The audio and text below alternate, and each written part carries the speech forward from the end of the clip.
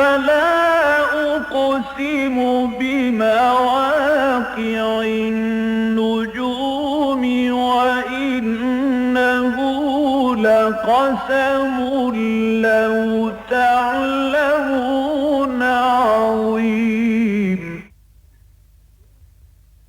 إنه لقرآن كريم في كتاب مكنون لا يمسه إلا المطهرون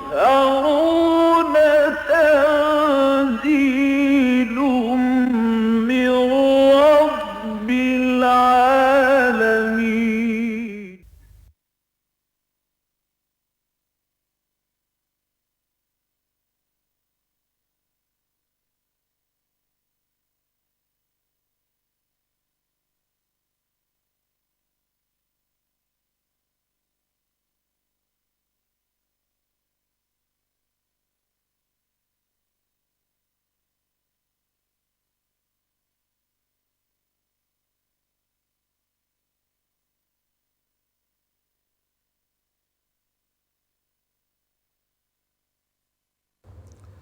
الحمدللہ وکفا والصلاة والسلام علی عبادہ الذین اصطفیٰ خصوصاً علی افضلہم وخاتم النبیین محمد الامین وعلی آلہ وصحبہ اجمعین. اما بعد فقد قال اللہ تبارک وتعالی کما ورد فی سورۃ المائدہ اعوذ باللہ من الشیطان الرجیم بسم اللہ الرحمن الرحیم یا ایھا الذین آمنوا لا تحرموا طیبات ما احل اللہ لکم ولا تعتدوا ان اللہ لا يحب المعتدین وکلوا مما رزقکم اللہ حلالا طیبا واتقوا اللہ الذی انتم بہ مؤمنون لا يؤاخذکم اللہ باللغو فی ایمانکم ولکن یؤاخذکم بما عقدتم الایمان فکفارتہ اطعام 10 مساکین من اوسط ما تطعمون اہلیکم او کسوتہم او تحریر رقبہ فمن لم یجد فصیام 3 ایام ذلک کفارۃ ایمانکم اذا حلفتم واحفظوا ایمانکم کذلک یبین اللہ لکم آیاتہ لعلکم تشکرون. یا ایھا الذین آمنوا انما الخمر والمیسر والانصاب والازلام رجس من عمل الشیطان فاجتنبوہ لعلکم تفلحون. انما یرید الشیطان ان یوقع بینکم العداوۃ والبغضاء فی الخمر والمیسر ویصدکم عن ذکر اللہ وعن الصلاۃ فہل انتم منتہون واطیعوا اللہ واطیعوا الرسول واحذروا فإن تولیتم فاعلموا انما علی رسولنا البلاغ المبین. لیس علی الذین آمنوا وعملوا الصالحات جناح فیما طعموا اذا ما اتقوا وآمنوا وعملوا الصالحات ثم اتقوا وآمنوا ثم اتقوا واحسنوا واللہ يحب المحسنین. صدق اللہ العظیم. رب اشرح لی صدری ویسر لی امری واحلل عقدۃ من لسانی یفقہوا قولی. اللہم ربنا الہمنا رشدنا واعذنا من شرور انفسنا. اللہم ارنا الحق حقا وارزقنا اتباعہ وارنا الباطل باطلا وارزقنا اجتنابہ آمین یا رب العالمین. یا ایھا الذین آمنوا لا تحرموا طیبات ما احل اللہ لکم. اے ایمان والو یا اے ایمان کے دعوے دارو، جیسا کہ بارہا میں نے کہا ہے یہ یا ایھا الذین آمنوا کا جو صیغہ خطاب کا ہے یہ مسلمانوں کے لیے عام ہے، مومنین صادقین کے لیے بھی، منافقین کے لیے بھی. یہ دیکھنا ہوتا ہے سیاق و سباق سے کہ یہاں خطاب کس سے ہو رہا ہے. ظاہر بات ہے یہاں منافقین سے خطاب نہیں ہے، مسلمانوں سے خطاب ہے. یا ایھا الذین آمنوا لا تحرموا طیبات ما احل اللہ لکم، مت حرام ٹھہرا لو ان پاکیزہ چیزوں کو جنہیں اللہ نے تمہارے لیے حلال کیا ہے. ولا تعتدوا، اور حد سے مت بڑھو. ان اللہ لا يحب المعتدین، یقیناً اللہ تعالی حد سے بڑھنے والوں کو پسند نہیں کرتا۔ وَكُلُوا مِمَّا رَزَقَكُمُ اللَّهُ حَلَالًا طَيِّبًا، اور کھاؤ ان چیزوں میں سے جو اللہ نے تمہیں دی ہیں، حلال اور طیب، پاکیزہ۔ وَاتَّقُوا اللَّهَ الَّذِي أَنتُم بِهِ مُؤْمِنُونَ، اور اس اللہ کا تقوی اختیار کیے رکھو جس پر تم ایمان کے مدعی ہو یا جس پر تم ایمان رکھتے ہو۔ ان آیات مبارکہ میں یہ جو کہا جا رہا ہے کہ اللہ کی حلال چیزوں کو حرام نہ ٹھہراؤ، اس میں روح سخن کس طرف ہے؟ یہ دنیا کی تاریخ میں آپ کو ملے گی ایک بات مشترک، تاریخ مذاہب یا تاریخ ادیان میں، کہ اکثر جگہ پر دینداری اور تقوی اور زہد کا تقاضا یہ سمجھا جاتا ہے کہ دنیا میں جو لذیذ چیزیں ہیں، جو پسندیدہ چیزیں ہیں، ذائقے والی چیزیں ہیں، یا یہ کہ اچھا لباس ہے، یہ زہد اور تقوی کے منافی ہے۔ لہذا وہ لوگ کہ جو چاہتے ہیں تقرب اللہ اور اللہ کا قرب حاصل کرنا، روحانی ترقی اور ترفع حاصل کرنا، انہیں ان سے کنارہ کشی کرنی لازم ہے۔ اسی طریقے سے ظاہر بات ہے کہ نفس کو جو چیزیں لذیذ معلوم ہوتی ہیں ان میں ایک جنسی معاملہ بھی ہے، لہذا اس قسم کے جو فکر ہے اس میں یہ بات بھی واضح طور پر سامنے آ گئی کہ شادی کرنا اور گھر گھرستی کرنا یہ بھی غلط ہے، اس لیے کہ اس میں تو بلکہ اضافی طور پر یہ بات موجود ہے، عقلاً موجود ہے۔ پہلی بات میں تو صرف یہ ہے کہ آپ کا اپنا فیصلہ ہے، اور کوئی چیز جو ہے اگر آپ نے لذیذ دنیاوی شے جو ترک کر دی ہے تو اس کا کوئی اور نقصان کسی کو اور کو نہیں پہنچے گا۔ لیکن یہ دوسرا معاملہ تو اس درجے خطرناک ہے کہ اگر آپ شادی بیاہ نہیں کرتے ہیں تو اس کا نتیجہ کیا نکلے گا کہ آپ کے اندر جو جذبہ ہے، جذبہ شہوت ہے، وہ تو بہت قوی ہے۔ میں نے بارہا کہا درس کے دوران کہ میں تسلیم کرتا ہوں کہ فرائیڈ اس اعتبار سے بہت بڑا ماہر نفسیات ہے کہ اس نے اس جذبے کو پن پوائنٹ کیا ہے، اگرچہ اس نے اس میں مبالغہ کیا، ہمارے نزدیک وہ حد سے بڑھ گیا ہے۔ اس کے نزدیک سب سے بڑا موٹیو جو ہے انسان میں وہ سیکس کا ہے، وہ جنسی جذبہ، یہ بات غلط ہے۔ لیکن اس میں کوئی شک نہیں کہ بہت پوٹنٹ موٹیو ہے، اس میں کوئی شک نہیں ہے، یہ بات بالکل اس نے صحیح سمجھی۔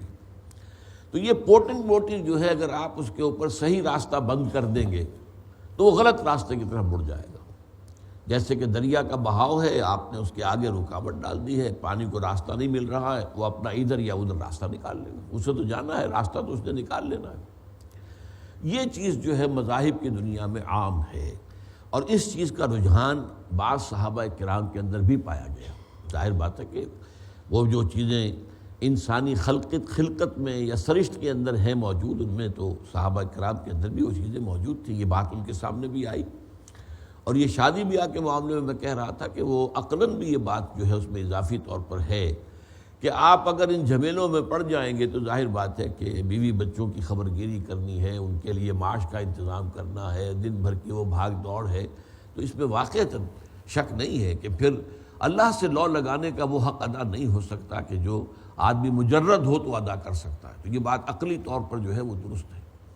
بہرحال لیکن اس کو شریعت کے اندر حرام کیا گیا، لا رہبانیت فی الاسلام، اور خاص طور پر اسی لیے آپ نے نکاح کے خطبے میں وہ حدیث ہمیشہ سنی ہوگی، النکاح من سنتی، نکاح جو ہے میری سنت ہے، میرا طریقہ ہے۔ اور اس میں جیسا کہ میں عرض کر رہا تھا کہ بعض صحابہ میں بھی یہ رجحان تھا تکشف کا، اور یوں سمجھیے کہ نیکی کا یہ جذبہ جو ہے یہ حد اعتدال سے تجاوز کر رہا تھا۔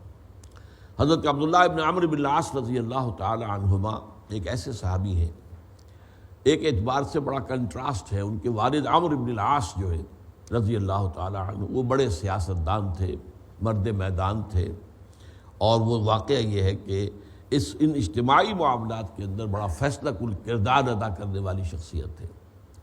ان کے برعکس بیٹا جو ہے وہ نہایت زاہد و عابد اور دنیا سے کوئی سروکار نہ رکھنے والا، ان پر غلبہ تھا بہت زیادہ اسی مذہبی جذبے کا۔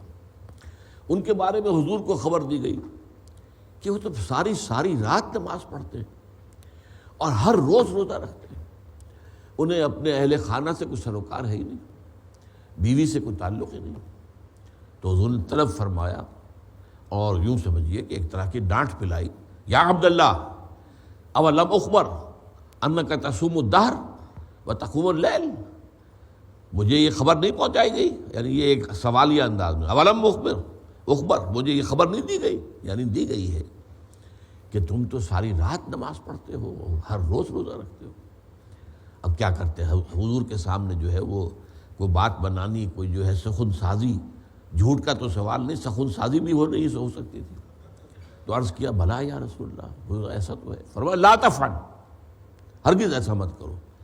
فإن لنفسك عليك حقا وإن لزوجك عليك حقا وإن لزورك عليك حقا، تمہارے نفس کا بھی تم پر حق ہے، اور تمہاری بیوی کا بھی تم پر حق ہے، اور تمہارے ملنے والوں کا بھی تم پر حق ہے جو تم سے ملاقات کے لیے آئے۔ اس حوالے سے یہ رویہ ہے تمہارا، یہ درست نہیں ہے۔ اسی طرح کا معاملہ ہوا، 3 صحابہ نے آپس میں کچھ گفتگو کر کے معلوم کرنا چاہا ازواج مطہرات سے کہ حضور مہینے میں کتنے روزے رکھتے ہیں نفلی، اور رات کو کتنی دیر نماز پڑھتے ہیں۔ تو ازواج مطہرات نے بات صاف کر دی، حضور کی زندگی کھلی کتاب تھی، اس میں کوئی چھپانے والی بات تھی نہیں، تو انہوں نے بتا دیا۔ اس عبادت کو انہوں نے کم سمجھا، لیکن اب ظاہر بات ہے کہ حضور کا معاملہ تھا، ان کے بارے میں تو یہ کہہ کر اپنے دل کو مطمئن کر لیا کہ نبی اکرم صلی اللہ علیہ وسلم تو معصوم ہیں، گناہ کا صدور ہو ہی نہیں سکتا، تو ان کے لیے تو اتنی عبادت جو ہے، جتنی دیر آپ نماز پڑھتے ہیں رات کو تہجد کی، یا جتنے روزے آپ مہینے میں رکھتے ہیں، ان کے لیے تو کفایت کرتے ہیں، ہمارے لیے کافی نہیں ہے۔ ہم تو گناہ گار لوگ ہیں، ہم تو ہر طرح کے فتنوں کی زد میں ہر وقت ہیں۔ لہذا ایک شخص نے طے کیا میں روزانہ رکھوں گا، کبھی داغا نہیں کروں۔ دوسرے نے کہا کہ میں پوری رات نماز میں کھڑا رہوں گا۔ تیسرے نے کہا میں کوئی شادی بیاہ نہیں کروں گا۔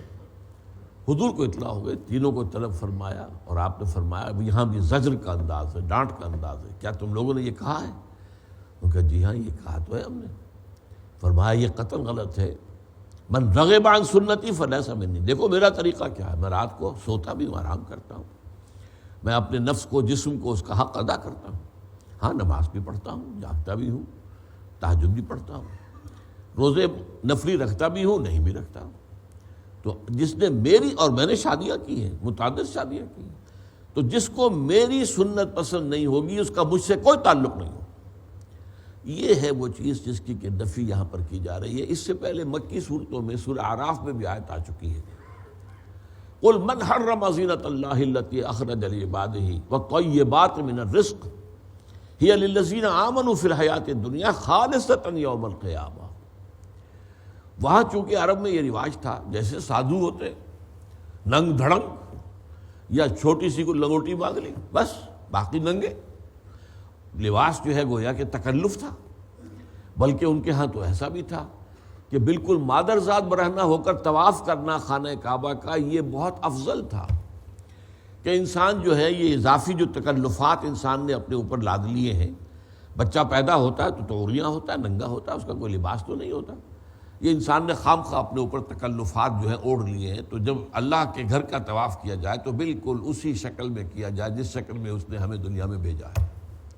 تو اس کی پھر شدت کے ساتھ نفی کی گئی، اے نبی ان سے کہیے، اور یہ کہ جسم کے اوپر جو ہے وہ ریت ملی ہوئی ہے، وہ راکھ ملی ہوئی ہے، من حرم زینۃ اللہ التی اخرج لعبادہ، ان سے پوچھئے کس نے حرام کی ہیں وہ چیزیں جو اللہ نے اپنے بندوں کے لیے زینت کے لیے نکالی۔ یہ لباس زینت ہے، آپ پہنیں ان کو، اس میں یہ کہ اچھا لباس پہننے کی توفیق اللہ دیتا ہے تو پھر اچھا پہنیے۔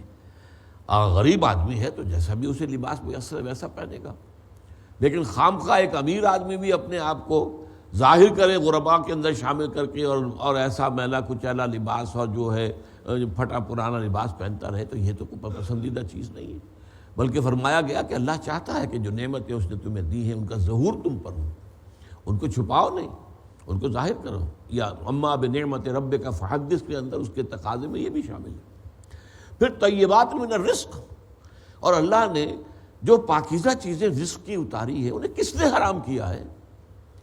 ہی للذین آمنوا فی الحیاۃ الدنیا خالصۃ یوم القیامہ، یہ ساری چیزیں تو اہل ایمان ہی کے لیے اللہ نے پیدا کی ہیں، اس دنیا کی زندگی میں بھی، اور قیامت کے دن تو یہ خالصتاً اہل ایمان کے لیے ہو جائیں گے۔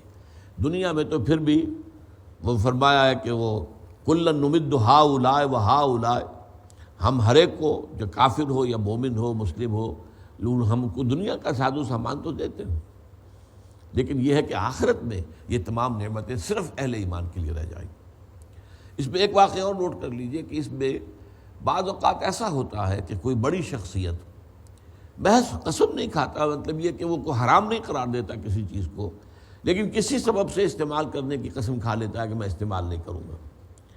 اگر یہ کام کسی نبی نے کیا ہو تو اس میں بہت بڑا فتنہ ہو جاتا ہے کہ امت کہیں یہ سمجھے کہ واقعتاً یہ حرامی تو نہیں، اگر ہمارے رسول اور ہمارے نبی نے اس کا استعمال ترک کر دیا تھا تو شاید حرام ہے۔ یہی مغالطہ لگا یہود کو اونٹ کے گوشت کے بارے میں۔ حضرت یعقوب علیہ السلام کو نقرس یعنی گاؤٹ اس کی تکلیف تھی، جوڑوں کا جو درد ہوتا ہے، اور اس میں اس وقت کے لوگوں کو بھی معلوم تھا کہ یہ بڑا گوشت جو ہے یہ نقصان دہ ہوتا ہے، یہ اس بیماری کو ایگریویٹ کرتا ہے، بڑھاتا ہے، تو وہ اونٹ کا گوشت نہیں کھاتے تھے۔ اب اسے سمجھا یہودیوں نے کہ اونٹ کا گوشت حرام ہے، اور حضور پر اور مسلمانوں پر اعتراض کیا کہ تم لوگ اونٹ کا گوشت کھاتے ہو، حالانکہ یہ تو شریعت موسوی میں حرام ہے۔ اس پر قرآن مجید میں وہ آیت آئی ہے کہ قل فاتو التورات، لاؤ تورات، پڑھو دکھاؤ کہاں اس کو حرام لکھا گیا۔ یہ تو یعقوب نے حرم علی نفسہ ہی اپنے اوپر اس کو حرام ٹھہرا لیا تھا۔ حرام کا لفظ وہاں آیا ہے اس معنی میں کہ نہیں استعمال کرنا۔ یہی معاملہ سورہ تحریم کی پہلی آیت میں آیا ہے، یا ایھا النبی لم تحرم ما احل اللہ لک تبتغی مرضات ازواجک، اے نبی آپ کیوں اپنے اوپر حرام ٹھہرائیں وہ چیز جو اللہ نے اس کا آپ کے لیے حلال کی ہے۔ ایک خاص قسم کا شہد تھا جو حضور کی ازواج میں سے کسی ایک کے پاس ہدیۃً کہیں سے آ گیا۔ جب حضور شام کا وقت جو آپ کا تھا عصر سے مغرب کے مابین آپ ایک راؤنڈ لیا کرتے تھے، تمام ازواج مطہرات کے پاس جاتے تھے تھوڑی تھوڑی دیر، 5-7 منٹ سب کے ساتھ مل کر، پھر مغرب کی نماز ادا کرتے تھے۔ تو ان کے پاس گئے، انہوں نے شہد پیش کر دیا، تو آپ کو اس کے نوش فرمانے میں ذرا معمول سے زیادہ وقت لگ گیا۔ اب چہ میں گوئیاں ہو گئیں ازواج کے مابین، یہ کیا بات ہوئی ہے، آج ان کے ہم وقت جو ہے زیادہ لگا ہے۔ بہرحال وہ جو بھی کچھ تھیں حضور کی ازواج تھیں، اور اس میں لیکن یہ کہ بہرحال سوکناپا ایک ایسی چیز ہے کہ اس کے اندر کوئی غیرت کا معاملہ آ جاتا ہے۔ تو وہ اب گئے جب تو کہا کہ اچھا، اب دوسری جگہ گئے، دوسری جن کے درمیان یہ بات ہوئی تھی کہ یہ بات کیا ہو رہی ہے، تو حضور کے کہا انہوں نے آپ کے منہ میں سے مسفر کی بو آ رہی ہے۔ حضور سمجھ گئے یہ جو میں وہ خاص شہد کے اندر کوئی ہیک ہوتی تھی کہ یہ اصل میں مجھے متنبع کیا جا رہا ہے کہ یہ آپ جو ہے اپنی زوجہ محترمہ کے ہاں یہ شہد کھا رہے ہیں، آپ نے قسم کھا لی آئندہ نہیں کھاؤں۔ تو اس کے اوپر اللہ تعالیٰ کی طرف سے گرفت ہو گئی، لم تحرم ما احل اللہ لک تبتغی مرضات ازواجک، کیوں آپ حرام ٹھہرا رہے ہیں اپنے لیے جو چیز اللہ نے آپ کے لیے حلال ٹھہرائی۔ آپ اپنی بیویوں کی رضا جوئی میں اللہ کی حلال شے کو حرام کر رہے ہیں اپنے اوپر۔ تو یہ بات ہے جو یہاں کہی گئی ہے، یا ایھا الذین آمنوا لا تحرموا طیبات ما احل اللہ لکم۔ میں دیکھ رہا تھا حضرت شیخ الہند نے یا مولانا شبیر العثمانی نے یہاں طیبات کے لفظ میں اس جگہ پر لذیذ کا ترجمہ کیا، یعنی اگر دنیا کی لذتیں بھی ہیں اور وہ ظاہر بات ہے کہ انسان کو مرغوب ہوتی ہے، تو اگر حلال ذریعے سے وہ چیز لذیذ شے مل رہی ہے اور اس کے لیے کوئی شریعت کا حکم نہیں توڑا ہے، کوئی خلاف ورزی نہیں کی ہے، تو کون روکتا ہے اس سے؟ ہاں ایک معاملہ البتہ ہے، اور وہ یہ ہے کہ اقامت دین کی جد و جہد میں کوئی شخص لگ جائے۔ اب ظاہر بات ہے اسے وقت اپنا لگانا ہے اس جد و جہد میں، دعوت و تبلیغ میں، اور بھی جو بھی تحریکی معاملات ہیں۔ اب اس میں یقیناً پھر اسے اپنا معاش کا معاملہ جو ہے کم کرنا پڑے گا، اس لیے کہ وقت جو ہے وہ تو اتنا ہی ہے، وقت کو آپ کتنا کھینچیں گے، اس میں سے ایک بڑا حصہ آپ نے نکال دیا ہے دین کی خدمت کے لیے، تو اب اپنے لیے اور اپنے اہل و عیال کے لیے کسب معاش کے لیے وقت کم ہوتا چلا جائے گا۔ بلکہ جیسے جیسے وہ تحریک آگے بڑھے گی اور تصادم کے مراحل آئیں گے تو ظاہر بات ہے کہ اس وقت تو آپ کو پیٹ پر پتھر باندھنے پڑ جائیں گے۔ یہ بالکل دوسری شے ہے، اس کا اس سے معاملہ نہیں ہے۔ روحانی ترفع کے لیے یہ جو رہبانیت کا نظام ہے اس کی بنا پر لذیذ چیزوں کو، اچھی چیزوں کو اپنے اوپر حرام ٹھہرا لینا، یہ چیز جو ہے شریعت میں اس کی اجازت نہیں ہے، لا رہبانیت فی الاسلام۔ لیکن اس جد و جہد کے اندر تو ظاہر بات ہے وہ وقت بھی آیا ہے کہ 3 وقت سے جو ہے فاقے تھے غزوہ احزاب میں، 3 دن سے یا 3 وقت سے، اور یہ کہ لوگوں نے، صحابہ نے اپنے پیٹوں پر پتھر باندھے ہوئے تھے کس کر اپنی چادروں کے ساتھ، تاکہ کمر دوہری نہ ہو جائے۔ اور یہ جب حضور کی خدمت میں حاضر ہوئے اور عرض کیا کہ یہ حالت ہو گئی ہے ہماری فاقوں سے، تو حضور نے اپنا کرتا اٹھا کر دکھایا، وہاں 2 پتھر بندھے ہوئے تھے۔ یہ بالکل دوسری چیز ہے۔ ایک ہے رہبانیت کے نقطہ نظر سے ترک لذائذ، ایک ہے اقامت دین کی جد و جہد کی مجبوریوں اور مشغولیتوں کی وجہ سے دنیا کے اندر جو چیزیں اچھی ہیں اور جو مباح ہیں، حلال ہیں، حرام تو نہیں ہیں، ان کا دائرہ انسان پر تنگ ہوتا چلا جائے، یہ بالکل دوسری بات ہے۔ ان دونوں کے اندر خلط مبحث نہیں ہونا چاہیے۔ ولا تعتدوا، اور حد سے مت بڑھو۔ حد سے بڑھنا یہ بھی ہے کہ اللہ کی حلال شے کو آپ نے حرام کر دیا۔ آپ کون ہوتے ہیں؟ تحریم اور تحلیل تو اللہ کا اختیار ہے، گویا کہ آپ اللہ کے اختیارات کے اندر اپنے آپ کو شامل کر رہے ہیں۔ پھر یہ بھی ہے کہ حلال چیزوں کے استعمال میں بھی ایک ہے کہ اعتدال جو ہے وہ پیش نظر رہنا چاہیے۔ والقصد فی الفقر والغنا، چاہے تنگ دستی ہو اور چاہے ہاتھ فراخ ہو اور کافی انسان کے پاس سہولت موجود ہو، پھر بھی درمیانی روش اختیار کرے۔ یہ جو ہے ایک حد کے اندر رہنا، چنانچہ یہی مضمون دوسری جگہوں پر آتا ہے کہ کلو واشربوا ولا تسرفوا، کھاؤ پیو ٹھیک ہے لیکن اسراف مت کرو، حد سے نہ بڑھو۔ ایک سالن روٹی کافی ہے اور تم کئی ڈشز جو ہے وہ بنا رہے ہو، کئی جو ہے وہ کورسز کے ڈنرز جو ہے کھائے جا رہے ہیں، تو یہ چیزیں جو اسراف کے اندر شامل ہیں۔ کپڑے کے 1-2 جوڑے ہیں وہ کافی کفایت کر جائے گی، لیکن یہ ہے کہ پورے وارڈروب بھرے ہوئے ہو کپڑوں کے ساتھ، تو یہ چیز اسراف میں شامل ہے۔ حرام تو نہیں ہے لیکن اسراف میں ہے۔ ولا تعتدوا ان اللہ لا يحب المعتدین، اللہ تعالیٰ کو ہرگز پسند نہیں ہے حد سے بڑھنے والے۔ وَكُلُوا مِمَّا رَزَقَكُمُ اللَّهُ حَلَالًا طَيِّبًا، اور کھاؤ اس میں سے جو اللہ نے تمہارے رزق دیا ہے تمہیں، حلال اور طیب۔ حلال تو وہ چیز کہ جس کی حرمت ثابت نہ، وہ حلال ہے، مباح ہے، اور طیب یہ ہے کہ پاکیزہ ہو۔ مثلا یہ کہ ایک شے اصلاً تو حلال ہے لیکن فرض کیجئے مس گئی ہے، وہ گل سڑ گئی ہے، اب وہ طیب نہیں رہی ہے، ویسے وہ حرام تو نہیں ہے، لہذا یہاں پر ترجمہ کیا پاکیزہ۔ لفظ ایک ہی ہے لیکن ترجموں کے اندر فرق کیا ہے، وہاں پر ایمفیسائز کرنے کے لیے کہ دنیاوی لذتیں بھی حرام نہیں ہیں، البتہ یہ کہ وہ حلال کے دائرے کے اندر ہو اور وہ واقعتاً آپ کے پاس اس کے لیے گنجائش موجود ہو، اللہ کا حق یعنی اقامت دین کی جد و جہد کے جو تقاضے ہیں ان کو پورا کرتے ہوئے۔ یہاں پر حلالً طیبا، حلال بھی ہو اور پاکیزہ بھی ہو۔ واتقوا اللہ الذی انتم بہ مؤمنون، اور اس اللہ کا تقوی اختیار کیے رکھو جس پر تم ایمان رکھتے ہو یا جس پر تم ایمان کے دعوے دار ہو۔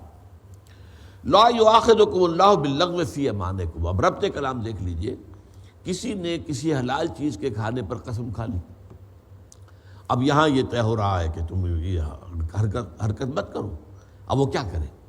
قسم توڑے، اور قسم توڑنے کے لیے اللہ تعالیٰ نے یہاں پر کفارہ اس کا جو ہے وہ طے کر دیا ہے۔ چنانچہ وہاں بھی سورہ تحریم میں فرمایا گیا قد فرض اللہ لکم تحلۃ ایمانکم، اللہ نے معین کر دیا ہے تمہارے لیے اپنی قسموں کو کھولنے کا راستہ۔ اگر قسم جو ہے آپ نے کھا لی ہے، اب آپ اس کو ختم کرنا چاہتے ہیں، توڑنا چاہتے ہیں، یا جیسے یہ حکم آ گیا ہے اس میں متنبع ہو کر اب آپ اس کو قسم کو توڑنا چاہتے ہیں، تو پھر اس کے لیے کفارہ ہے۔ اس کے ضمن میں پہلا حکم جو ہے وہ سورہ بقرہ کے اندر آ چکا تھا، چنانچہ وہاں پر فرمایا گیا تھا کہ یا ایھا الذین آمنوا لا تجعلوا اللہ عرضۃ لایمانکم ان تبروا وتتقوا وتصلحوا بین الناس واللہ سمیع علیم۔ اے اہل ایمان، اللہ تعالیٰ کے نام کو نشانہ نہ بنا لو اپنی قسموں کے لیے، واللہ باللہ، اللہ کی قسم، اللہ کی قسم، اور خاص طور پر اس چیز سے رک جانے کے لیے قسم کھا لینی کہ تم نیکی کا کام کرو، کوئی بھلائی کا کام کرو، یا تقویٰ کی روش اختیار کرو، یا لوگوں کے مابین اصلاح کرانے کا معاملہ ہے۔ مثلا آپ نے کوشش کی ہے 2 فریقوں کے مابین اصلاح ذات البین کی، لیکن آپ کی سر توڑ کوشش کے باوجود جو ہے وہ بات نہیں بن رہی، آپ اچھا اب انشاءاللہ خدا کی قسم اب آئندہ میں اس میں دخل نہیں دوں گا۔ بھائی مت کیجیے ایسا، کیا پتہ ہے کہ آگے آپ کی کوئی کوشش برابر ہو جائے، کیوں قسم کھا رہے ہیں؟ اور خاص طور پر ایک نیک کام سے رکنے کے لیے اللہ کا نام استعمال کرنا ہے۔ لا تجعلوا اللہ عرضۃ لایمانکم ان تبروا وتتقوا وتصلحوا بین الناس واللہ سمیع علیم۔ لا یؤاخذکم اللہ باللغو فی ایمانکم، اللہ تعالیٰ تم سے مؤاخذہ نہیں کرے گا وہ لغو قسمیں جو تم کھاتے رہتے ہو۔ یہ عرب کی تہذیب کا جز ہے ہمیشہ سے اور آج بھی ہے۔ وہاں تو جملہ شروع ہوتا ہے واللہ باللہ ہے، واللہ واللہ واللہ باللہ، اس کے بغیر کوئی کلام شروع ہی نہیں ہوتا۔ یہ لغو ہے، اس میں کوئی قسم کھانا مقصود نہیں ہوتا، نیت نہیں ہوتی، بلکہ یہ ان کا اسلوب گفتگو ہے، یہ انداز کلام ہے۔ تو اس پر تو اللہ تعالیٰ جو ہے کوئی مواخذہ نہیں کرے گا، لیکن یہ وَلَٰكِنْ يُؤَاخِذُكُم بِمَا كَسَبَتْ قُلُوبُكُم، لیکن جو تم دلی ارادے کے ساتھ قسم کھاؤ اس پر اللہ تعالیٰ کی پکڑ ہوگی، مواخذہ کرے گا اللہ۔ اگر اسے تم نے توڑ دیا تو اللہ کے ہاں مواخذہ ہو جائے گا۔ تو وہاں تو بات اسی پر ختم کر دی گئی تھی، صرف تنبیہ، وارننگ، تاکہ یہ کہ اپنی جو ہے اپنی قسموں کی حفاظت کیا کرو۔ لیکن یہاں اب راستہ کھولا جا رہا ہے تاکہ اس کو قسم کو توڑنے کے لیے جو راستہ ہے وہ بھی لوگوں پر واضح ہو جائے۔ لا یؤاخذکم اللہ باللغو فی ایمانکم ولکن یؤاخذکم بما عقدتم الایمان۔ عقد، گرہ لگا دینا، یعنی پختگی کے ساتھ، عقدہ کہتے ہیں گرہ کو۔ تو عقد جو باہمی معاہدہ ہوتا ہے، تو عقد جو ہے عقد نکاح ہے، ایک عورت ایک مرد کے درمیان، وہ بھی ایک معاہدہ ہے۔ عقد جو ہے سعودی عرب وغیرہ میں یہ جو سال بسال ان کا ایک کانٹریکٹ ہوتا ہے سروس کا، ہر سال رینیو کرواتے ہیں، تو وہ بھی عقد کہلاتا ہے۔ تو اس کے سلسلے میں بہت سے لطائف بھی ہمارے ہاں وجود میں آئے ہیں کہ کسی شخص کے پاس جو وہاں سے آیا ہوا تھا، اس کے پاس آ گیا فارم کہ یہ عقد جو ہے آپ کی رینیو کرنے کے لیے کانٹریکٹ کو، یہ اس فارم پہ آپ دستخط کیجئے۔ وہ بیوی کے ہاتھ میں پڑ گیا، اس نے کہا یہ عقد تم کر رہے ہو، وہاں پر کوئی شادی نکاح کر رہے ہو۔ تو بہرحال وہ عقد کے معنی جو ہے وہ عام ہے قرآن مجید میں۔ چنانچہ سورہ مائدہ تو شروع ہوئی ہے، یا ایھا الذین آمنوا اوفوا بالعقود، اہل ایمان جو بھی عقد ہو جایا کرے، جو کانٹریکٹ ہو، جو بھی معاہدہ ہو، اس کو پورا کیا کرو۔ فَكَفَّارَتُهُ اطعام 10 مساکین من اوسط ما تطعمون اہلیکم، تو اس کا کفارہ یہ ہے کہ تم کھانا کھلاؤ 10 مسکینوں کو اس اوسط طرح کا کھانا جو تم اپنے اہل و عیال کو کھلاتے ہو، جو بھی تمہارے ہاں جو بھی ایک معیار معین ہے گھر میں کھانے کا، اسی معیار کا کھانا 10 مساکین کو کھلایا جائے۔ او کسوتہم، یا ان کو لباس دیا جائے، تن ڈھانپا جائے، اور اس میں ظاہر بات ہے کہ پورے جسم کو ڈھانپنا ضروری ہے۔ کرتا اور پاجامہ اگر ہو، ہمارے حساب سے شلوار ہو، یا یہ کہ عربوں کے حساب سے تہبند ہو اور چادر ہو۔ او تحریر رقبہ، یا ایک غلام کا آزاد کرنا، اور یہاں کوئی شرط نہیں ہے کہ وہ غلام جو ہے مسلمان ہو یا غیر مسلم ہو، ایک غلام کو آزاد کرنا۔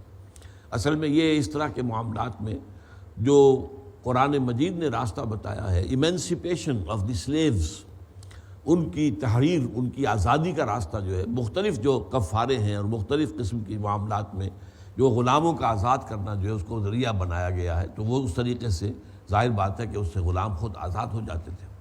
اور ہمارے ہاں ہماری تاریخ بتاتی ہے کہ بڑے اونچے اونچے مناصب پر پہنچے ہیں غلام، اور بڑے ائمہ دین اور بہت بڑے علماء اور فقہاء غلاموں میں سے گزرے ہیں۔ یہاں تک کہ ہمارے ہاں تاریخ کا ایک دور وہ آیا ہے کہ سلطنت غلامہ ہندوستان میں تھی، اور مملوک کی جمع ہے، غلام یہ مصر میں تھے۔ مصر میں بھی حکومت اس وقت ممالک کی تھی، اور یہاں جو ہے خاندان غلامہ تھا۔ فَمَن لَّمْ يَجِدْ فَصِيَامُ 3 ایام، اور جو نہ پائے، جس میں یہ مقدرت نہیں ہے کہ وہ 10 مساکین کو کھانا کھلا سکے، یا یہ ہے کہ ایک جو ہے 10 لوگوں کو، 10 مساکین کو وہ لباس دے سکے، یا یہ کہ کسی غلام کو آزاد کر سکے، تو پھر 3 دن کے روزے ہیں، 3 ایام، پے بپے، مطلب یہ کہ ان کے اندر کوئی وقفہ نہیں آنا چاہیے۔ یہ اس کے لیے ہے جس کے اندر مقدرت نہ ہو۔ یہ نہیں ہے کہ اگر آپ میں مقدرت ہے پھر بھی آپ روزے رکھ رہے ہیں، ٹرخا رہے ہیں معاملے کو۔ وہ روزہ رکھنا جو ہے وہ تو ظاہر بات ہے صرف اپنی نفس کے لیے ایک تکلیف دہ بات ہو سکتی ہے، لیکن شریعت میں اصل مقصود تو وہ ہے جس سے کہ لوگوں کو فائدہ ہو، غرباء کو کھانے کو ملے، اچھا کھانے کو ملے، جیسا کہ آپ اپنے گھر والوں کو کھلا رہے ہیں، اسی طریقے سے ان کو تن ڈھانپنے کو کپڑا میسر ہو جائے، یا کوئی شخص جو ہے وہ غلامی کے جو بندھن ہے اس سے آزاد ہو جائے۔ تو یہ چیزیں ہیں کہ جن کی اہمیت ہے اور ان کو اولیت حاصل ہوگی۔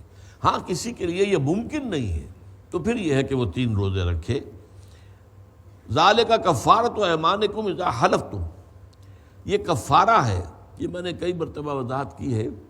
کفر کی اصل معنی ہے ڈھانپ لینا، اسی لیے کفر جو ہے اصطلاحی وہ کیا ہے کہ طبیعت کے اندر، دل کے اندر انسان کے ضمیر میں حق کی طرف بڑھنے کی خواہش پیدا ہوتی ہے، لیکن یہ کہ انسان اس کو روکتا ہے اپنی ضد کی وجہ سے، تعصب کی وجہ سے، تکبر کی وجہ سے، حسد کی وجہ سے، تو یہ کفر ہے۔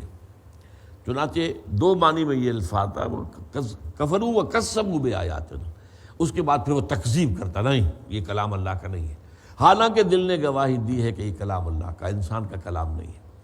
اور فطرت انسانی جو ہے، وہ روح ربانی جو انسان کے قلب کے اندر ہے، اگر وہ بالکل مری نہیں ہے تو وہ گواہی دیتی ہے اور وہ کہتی ہے کہ ایمان لاؤ، لیکن وہ ضد، ہٹ دھرمی، تعصب اور اس میں تکبر، یہ جب امانے آتے ہیں تو پھر یہ دوہرا کفر ہو جاتا ہے کہ کفر بھی ہوا کہ حق کی گواہی جو اندر سے ابھر رہی تھی اسے دبا دیا، چھپا دیا، اور پھر اگلا اس سے بھی زیادہ یہ ہے کہ انہوں نے پھر جھٹلایا یہ اللہ کا کلام نہیں ہے۔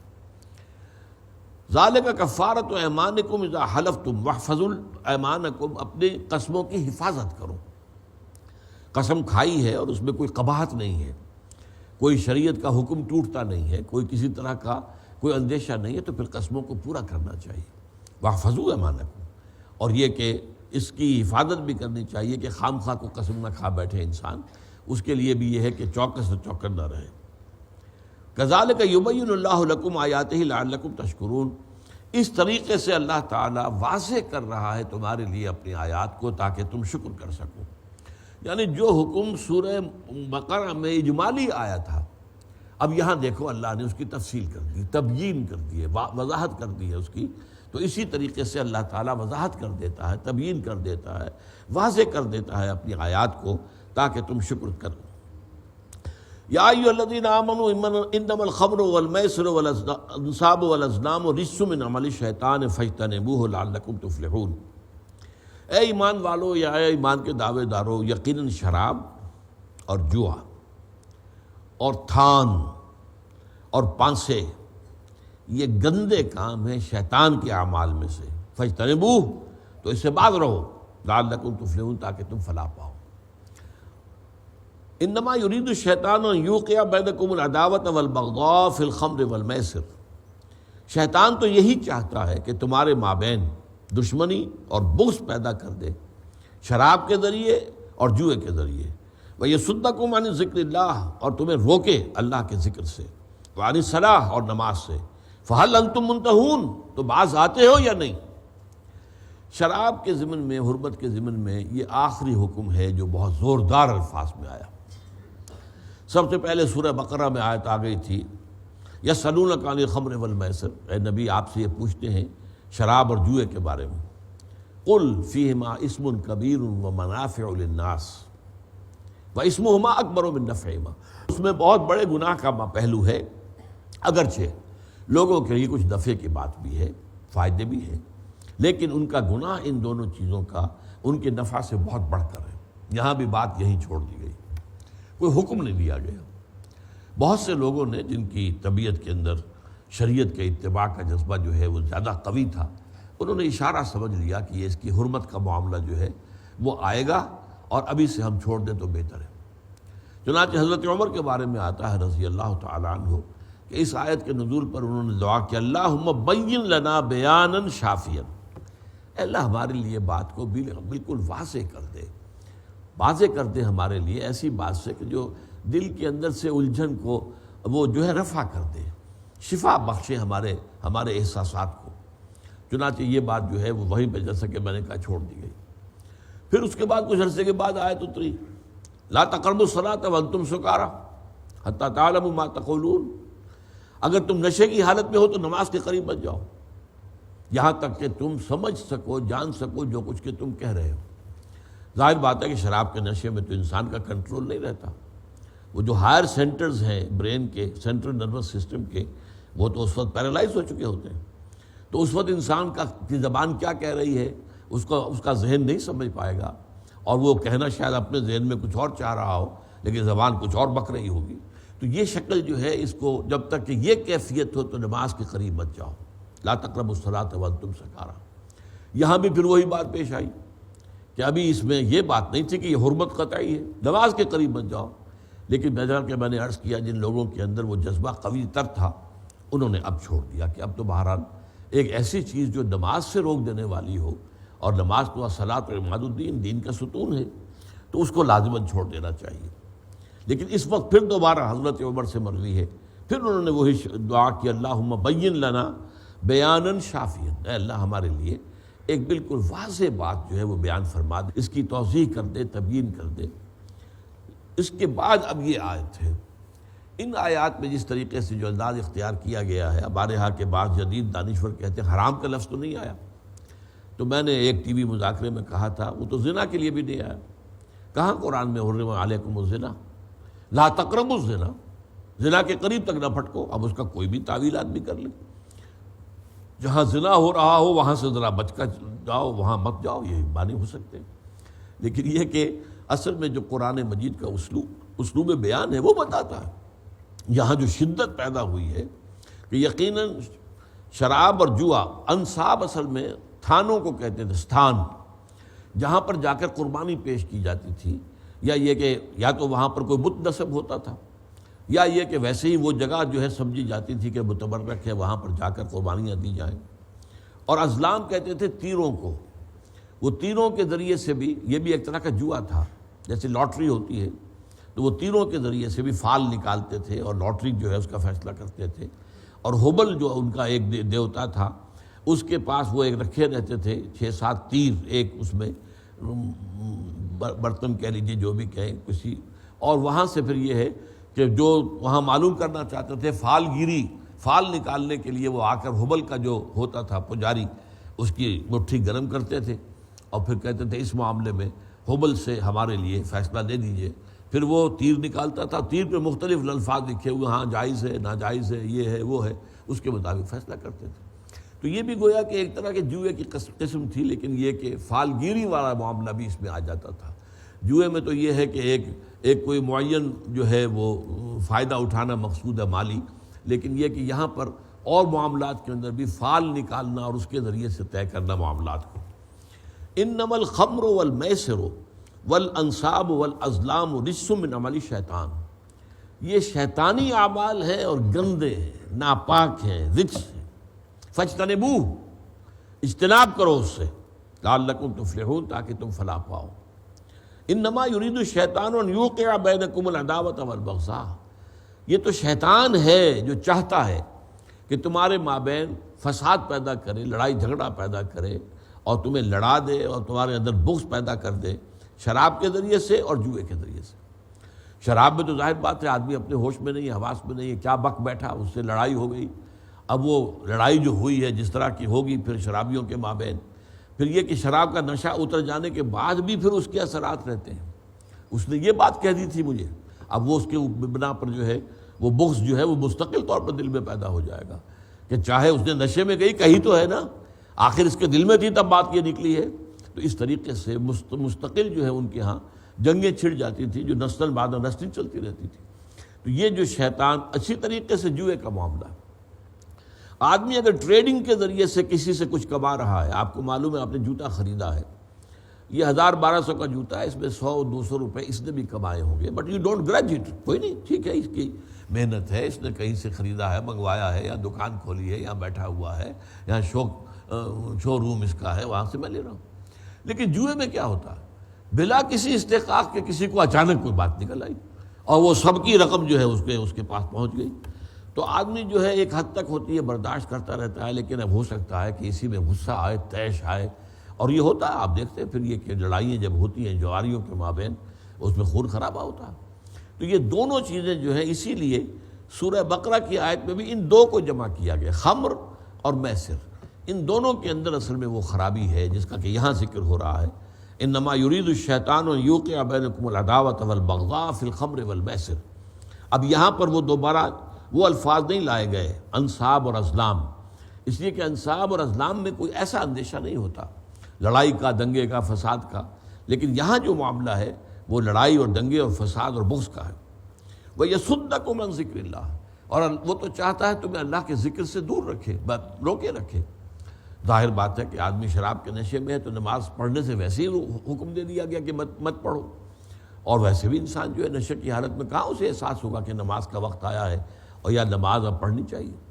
اسی طریقے سے جوئے کے اندر لگے ہوئے ہیں تو اس کا انہماک اس وقت اتنا ہوتا ہے، ایٹ سٹیک اتنا کچھ ہوتا ہے معاملہ کہ پھر اس کے لیے وہ نماز کے لیے وعن الصلاۃ، نماز سے روکنے کے لیے اللہ تعالیٰ کے ذکر سے اور نماز سے تمہیں روکے اور تمہارے مابین دشمنی اور بغاوت اور بغض پیدا کر دے۔ فہل انتم منتہون، تو تم باز آتے ہو کہ نہیں؟ اب ان الفاظ میں جو شدت ہے، جو زجر اور تنبیہ کا معاملہ ہے، اس میں ایک طرح کی ملامت بھی ہے کہ تمہیں پہلے ہی سمجھ جانا چاہیے تھا۔ جو بھی احکام اس سے پہلے آ گئے تھے، ٹھیک ہے، جنہوں نے پہلے سمجھ لیا ان کے درجات بہت بلند ہیں، جنہوں نے دوسرے مرحلے پر بات جان لی ان کا بھی ایک درجہ اونچا ہے، لیکن اب جو ہے معاملہ یہ آخری ہے، حتمی ہے، یہ فیصلہ کن ہے، اب اس کی حرمت کے بارے میں کسی شک و شبے کی گنجائش نہیں ہے۔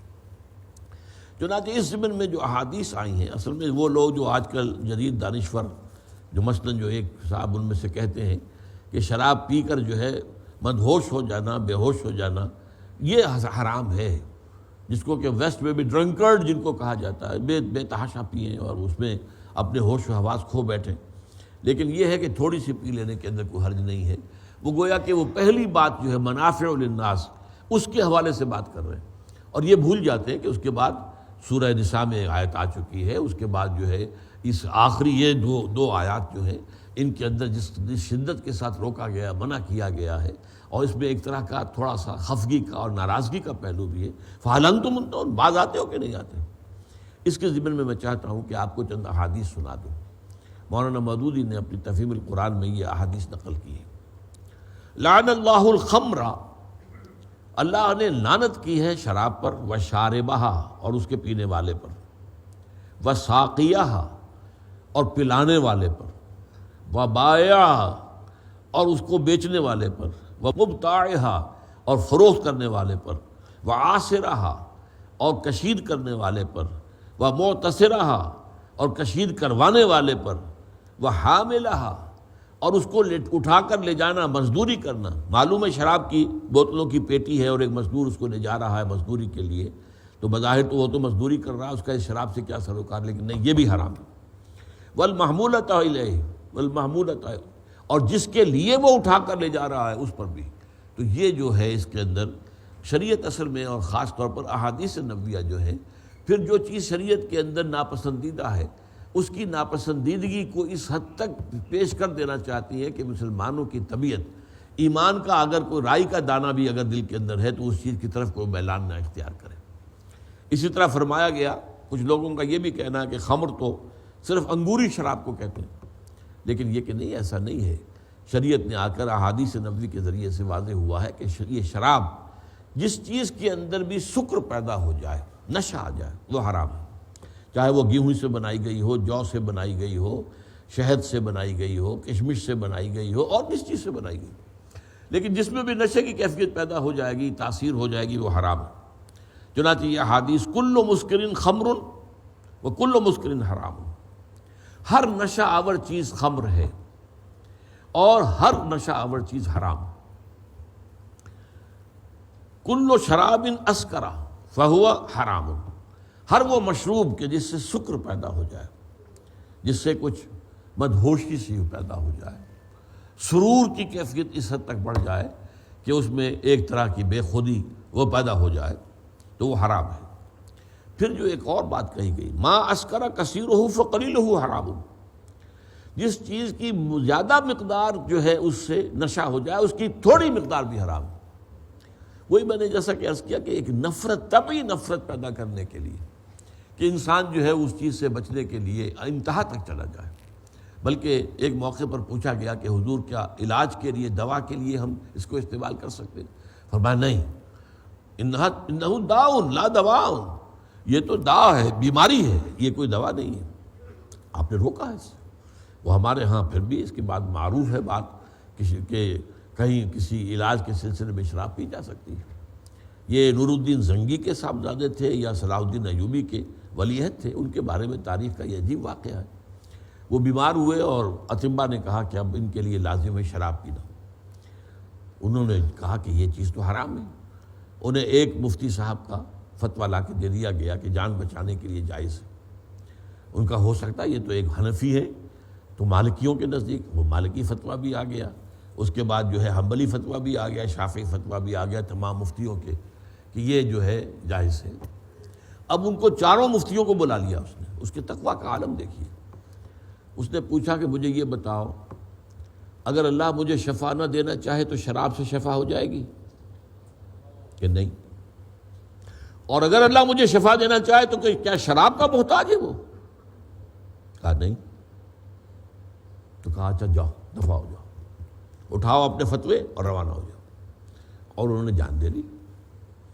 تو حلال اور حرام کا معاملہ جو ہے وہ تو اس طرح جو ہے اس کی پیروی کی جانی چاہیے، اور اس کو اس طریقے سے پکڑ لینا چاہیے۔ عضوا علیہ بالنواجذ، اپنی کچلیوں کے دانتوں کے ذریعے سے، جیسے شکاری جو ہوتے ہیں، جو گوشت خور جو جانور ہوتے ہیں، جو وہ جو ہیں ان کے کچلیاں ہوتی ہیں جن سے کہ مضبوطی سے پکڑتے ہیں۔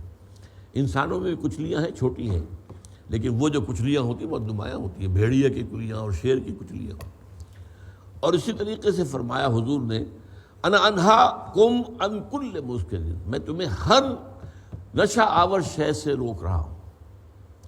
اس میں جو ہے سعودی عرب کے علماء جو ہیں، جو سلفی المسلک ہیں، ان کا کہنا یہ ہے کہ سگریٹ نوشی بھی حرام ہے، اس میں بھی ایک شکر ہے۔ التدخین حرام، آپ کو سعودی عرب کے اندر یہ جا بجا یہ سٹیکرز لگیں گے، التدخین اسموکنگ از حرام۔ بہرحال یہ دو آیات جو ہیں قرآن مجید میں تکمیلی آیات ہیں، چنانچہ جو بات شروع ہوئی تھی سورہ بقرہ میں، پھر ذرا آگے بڑھی سورہ نساء میں، وہ سورہ مائدہ میں آ کر اپنی تکمیل کو پہنچ گئی۔ وَأَطِيعُوا اللَّهَ وَأَطِيعُوا الرَّسُولَ وَاحْذَرُوا فَإِن تَوَلَّيْتُمْ فَاعْلَمُوا أَنَّمَا عَلَىٰ رَسُولِنَا الْبَلَاغُ الْمُبِينُ، اور دیکھو اطاعت کیے جاؤ اللہ کی، اور اطاعت کیے جاؤ اس کے رسول کی صلی اللہ علیہ وسلم، وَاحْذَرُوا، اور بچتے رہو۔ یہ وَاتَّقُوا کے ہم معنی ہے بچو، حذر بچنا، ہر چیز جو ہے وہ معصیت سے بچو، اللہ کے حدود کو توڑنے سے بچو، حرام چیزوں کے استعمال سے بچو۔ وَاحْذَرُوا فَإِن تَوَلَّيْتُمْ، پھر اگر تم نے رخ پھیر لیا، منہ موڑ لیا، فَاعْلَمُوا، تو جان لو، أَنَّمَا عَلَىٰ رَسُولِنَا الْبَلَاغُ الْمُبِينُ، کہ ہمارے رسول پر تو سوائے واضح طور پر بات کے پہنچا دینے کی اور کوئی ذمہ داری نہیں ہے۔ ہمارا حکم اس نے پہنچا دیا، اس کی ذمہ داری ختم ہو گئی۔ اب اس پر تم عمل کرتے ہو نہیں کرتے ہو، یہ سارا معاملہ تمہارا ہے، اس کی جزا یا سزا وہ تمہارے لیے ہوگی۔ اگر کماؤ گے نیکی تو اب تمہارے لیے، اور بدی کماؤ گے تو تمہارے لیے۔ لیس علی الذین آمنوا وعملوا الصالحات جناح فیما طعموا اذا ما اتقوا وآمنوا وعملوا الصالحات ثم اتقوا وآمنوا ثم اتقوا واحسنوا واللہ یحب المحسنین۔ یہ آیت جو ہے قرآن مجید کی عظیم ترین آیات میں سے ہے، لیکن افسوس یہ ہے، مجھے اندازہ ہوا، کچھ میں نے دیکھی بعض تفاسیر کے، اس کا حق جو ہے وہ اکثر و بیشتر مفسرین نے ادا نہیں کیا، اس آیت کی جو عظمت متقاضی ہے جس چیز کی۔ چنانچہ پہلے ترجمہ کر لیجئے، لیس علی الذین آمنوا وعملوا الصالحات جناح فیما طعموا، کوئی حرج نہیں ہے ان لوگوں پر جو ایمان لائے اور نیک عمل کرتے رہے ان چیزوں کے بارے میں جو وہ کھا چکے۔ یعنی کسی شے کی حرمت کے اعلان سے پہلے اگر انہوں نے استعمال کیا ہے تو ظاہر بات ہے کہ اس پر کوئی مواخذہ نہیں ہے، کوئی حرج نہیں۔ یہ اصل میں تشویش پیدا ہوئی تھی شدید کہ شراب رجس ہے، نجس ہے، اتنی حرام شے ہے تو ہم تو پیتے آ رہے ہیں، اور یہ آپ کو معلوم ہے کہ عرب میں تو اصل میں پینے کی چیز جیسے آج ویسٹ میں ہے، شراب پینے کی چیز تو شراب ہے، پانی تو اصل میں دھونے دھانے کے لیے، غسل کے لیے اور اس کا صفائی کے لیے ہے۔ آپ جائیں گے ہوٹلوں میں آپ کو پانی تو ملے گا نہیں، ہاں شراب جتنی چاہے لے لیجیے۔ تو پینے کی شے اصل جو ہے وہ تو شراب جو ہے، وہ شراب کہتے ہیں مشروب کو ہے، تو وہ تو اصل میں جو ہے خمر، یہ ان کی یعنی ان کے کلچر کا لازمی جز تھا۔ اب جن کی عمریں 50-60 سال کی ہو گئی ہے وہ پیتے آ رہے ہیں، تو ان کو تو یہ احساس ہوا کہ آج کی اگر بایولوجی کی اصطلاح ان کے علم میں ہوتی تو وہ کہتے کہ ہمارے تو ایک ایک سیل کے اندر شراب کی جو ہے نجاست داخل ہو چکی ہے، ہمارا کیا بنے گا۔ یہی تشویش ہوئی تھی تحویل قبلہ کے موقع پر کہ لوگوں نے کہا کہ اگر قبلہ اصل وہ تھا تو ہم نے جو یہ 16 مہینے نمازیں پڑھی ہیں یہ کس کھاتے میں جائیں گی؟ جن نمازوں کا قبلہ ہی درست نہ ہو وہ نماز کہاں ہوئی؟ اور وہ ایسے لوگ بھی کہ جو اسی دوران میں فوت ہو گئے، وہ اصل قبلے کی طرف نماز رخ کر کے نماز پڑھنے کا انہیں موقع ہی نہیں ملا۔ تو یہ تشویش ہے کہ جو ظاہر بات ہے کہ جو جن کا مزاج مذہبی ہے جو اس کے بارے میں غور و فکر کرتے رہتے ان کے اندر پیدا ہوئی۔ وہاں بھی فرمایا گیا تھا کہ کوئی حرج نہیں اس کے اندر، یہ جو بھی اس سے پہلے ہو چکا، جن کو جب وہ حکم تھا حضور کا تمہیں ملا تھا کہ تم شمال کی طرف بیت المقدس کی طرف رخ کر کے نماز پڑھو، تب اس وقت وہ نیکی تھی، اور اب اگر جنوب کی طرف کا حکم آ گیا ہے فَوَلُّوا وُجُوهَكُمْ شَطْرَ الْمَسْجِدِ الْحَرَامِ، تو اب ادھر رخ کر لو، تو وہ بھی کوئی حرام نہیں تھا، یہ بھی حرام نہیں۔ اس اعتبار سے تشویش کو اور یہ کہ اللہ تعالیٰ جو ہے وہ تمہارے ایمانوں کو ضائع کرنے والا نہیں ہے۔ اسی طریقے سے یہاں پر جو بات پیدا ہوئی تو اس تشویش کو رفع کرنے کے لیے یہ تو اس آیت کا تعلق جڑے گا سابقہ آیات کے ساتھ۔ جو حرمت شراب کا آخری حکم آیا ہے اس سے جو تشویش پیدا ہوئی ہوگی اور بہت سے لوگوں کو ہوئی بالفعل، اس تشویش کو رفع کرنے کے لیے قاعدہ بیان کیا جا رہا ہے کہ جب تک کہ حرمت کا قطعی حکم نہیں آیا، چاہے اشارے آ گئے تھے لیکن یہ کہ اس کو حرام مطلق تو قرار نہیں دیا گیا، لیکن جب تک حرام مطلق ہونے کا فیصلہ نہیں ہوا ہے اور اعلان نہیں ہوا ہے اس وقت تک کا کھایا پیا جو ہے اللہ تعالیٰ کی طرف سے معاف ہے۔ اب یہاں آگے جو ہے وہ 3 درجے بیان ہو رہے ہیں، اور یہ ہے اس کا پہلو وہ کہ جہاں تک تو تعلق ہے اس سابقہ اس کلام کے سیاق و سباق سے، تو یہ بات صحیح ہے کہ اس میں جو ہے اصل معاملہ جو ہے وہ اس شراب کی حرمت سے متعلق ہے، اور وہ بھی چونکہ 3 مراحل میں ہوئی ہے۔ پہلے سورہ بقرہ یسألونک عن الخمر والمیسر قل فیہما اسم کبیر ومنافع للناس واسمہما اکبر من نفعہما، دوسرا مرحلہ آیا لا تقربوا الصلاۃ وانتم سکارى، تیسرا مرحلہ یہ۔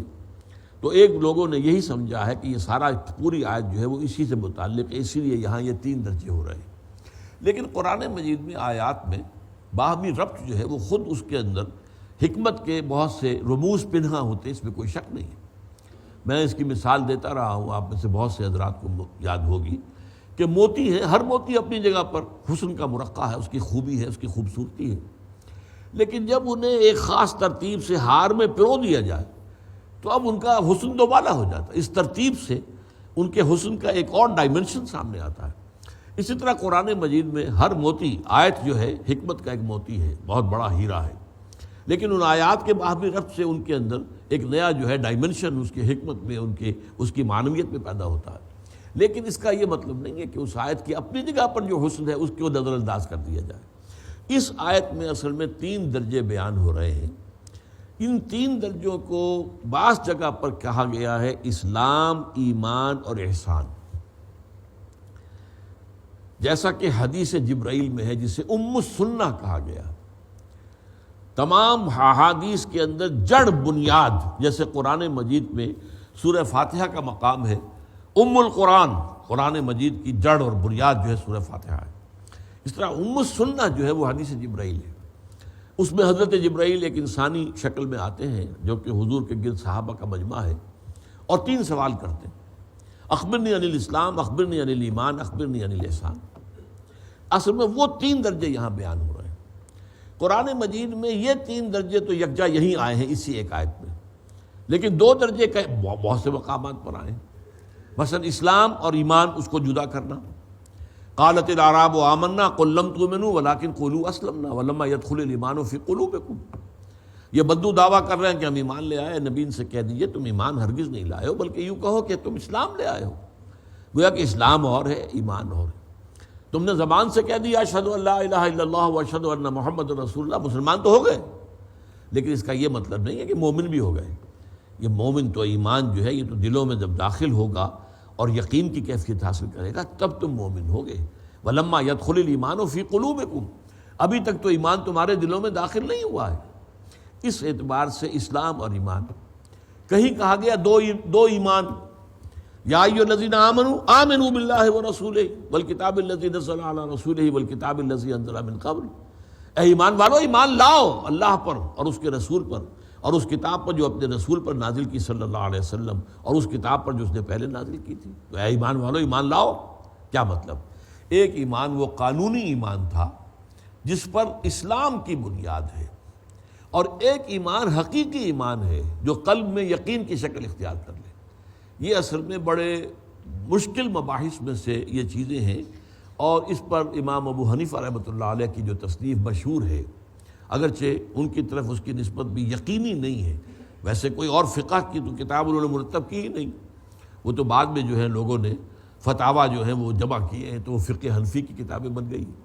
لیکن یہ کہ یہ کہتے ہیں کہ ان کی کتاب ہے الفقہ الاکبر، ان میں انہی موضوعات پر گفتگو کی گئی ہے، اس لیے کہ بعض احادیث ایسی ہیں جن میں ایمان کی بنا اعمال کی بنا پر، گناہ کی بنیاد پر ایمان کی نفی ہو جاتی ہے۔ واللہ لا یؤمن، واللہ لا یؤمن، واللہ لا یؤمن، خدا کی قسم وہ مومن نہیں، خدا کی قسم وہ مومن نہیں، خدا کی قسم وہ مومن نہیں۔ تو صحابہ نے بڑے گھبرا کر لرزتے ہوئے پوچھا ہوگا، قیل من یا رسول اللہ، کون حضور؟ فرمایا الذی لا یامن جارہ بوائقہ، وہ شخص کہ جس کی ایذا رسانی سے اس کا پڑوسی امن میں نہیں ہے۔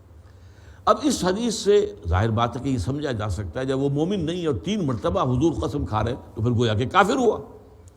اسی سے وہ فتنہ برآمد ہوا خوارج کا کہ گناہ کبیرہ کا مرتکب کافر ہو جاتا ہے، الا یہ کہ توبہ کرے، اگر توبہ نہیں کر رہا تو پھر یہ ہے کہ مباح ہے اسے قتل کرنا بھی، اس کی جان بھی مباح، خون بھی مباح، اس کا مال جو ہے مال غنیمت کے طور پر اس کی عورتوں کو جو ہے تم کنیزیں بنا سکتے ہو۔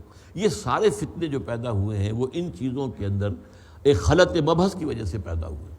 تو اس پر یہ ہے کہ امام ابو حنیفہ نے کتاب لکھی اور بہت بڑی خدمت کی امت کی، لیکن البتہ یہ ہے کہ اس کا صحیح حق جو ہے وہ ادا ہوتا ہے اگر ہم وہ حدیث نبوی جس کا ذکر کر رہا ام السنہ حدیث جبرائیل، اس کو گہرائی میں مطالعہ کریں۔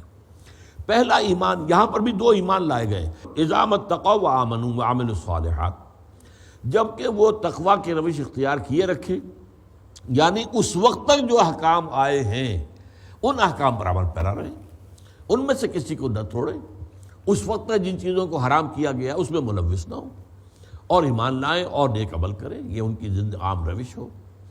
ثم اتقوا وآمنوا، پھر مزید تقوی اختیار کریں اور درجہ اوپر کے تک بڑھیں اور وہ ایمان لائیں۔ اب یہاں ایمان جو ہے وہ ایمان قلبی کے معنی میں، پہلا ایمان اقرار باللسان کے معنی میں، وہ اسلام کا درجہ ہے، شہادت کی بنیاد پر ہے، وہ شہادت اللہ الہ الا اللہ وان محمد رسول اللہ صلی اللہ علیہ وسلم۔ اس میں جو ہے یقین قلبی کی بحث نہیں ہے، نہ کی جا سکتی ہے۔ دنیا کا ہمارا سارا معاملہ اسلام کی بنیاد پر ہے، ایمان کی بنیاد پر نہیں ہے۔ مجھے کیا معلوم آپ کے دل میں ایمان ہے یا نہیں ہے؟ آپ ہو سکتا ہے ہمارے ہاں کوئی شخص جو ہے کوئی ہندو بھیس بدل کے آیا ہو اور اس نے اپنی شکل بھی شرعی بنائی ہو، داڑھی بھی رکھی ہو، ختنہ بھی کرائی ہو، جاسوسی کے لیے آیا ہوا ہے۔ چنانچہ ایسی خبریں ملتی رہی تھی، آپ کے علم میں ہوگا کہ ہمارے جو یہ سرحدی دیہات ہیں سیالکوٹ کے علاقے میں، یہاں کوئی ہندو جاسوس آیا ہے انڈین، اور وہ امام مسجد رہا کئی سال تک ایک گاؤں کے اندر۔ وہ تو بعد میں جب ہے اس کو پکڑا گیا ہے اور ٹرانسمیٹر وغیرہ اس کے حجرے سے برآمد ہوئے تو معلوم ہوا کہ یہ کم وقت تو جاسوس تھا، ہندو تھا۔ تو اس اعتبار سے ہمیں نہیں معلوم کسی کے دل میں کیا ہے، اسی لیے کسی کو ہم منافق قرار نہیں دے سکتے، یہ معاملہ بھی اللہ کے علم میں ہے۔ حضور صلی اللہ علیہ وسلم کے علم میں ہوتا تھا بنائے وحی، ہم میں سے کوئی شخص جو ہے اس کا مختار نہیں ہے، اسے اس کا اختیار نہیں ہے کہ وہ کسی کو منافق قرار دے۔ تو ایک ایمان ہے قانونی ایمان، اور اس سطح پر عمل صالح جو ہے ایک علیحدہ اینٹیٹی ہے، علیحدہ مستقل اینٹیٹی ہے۔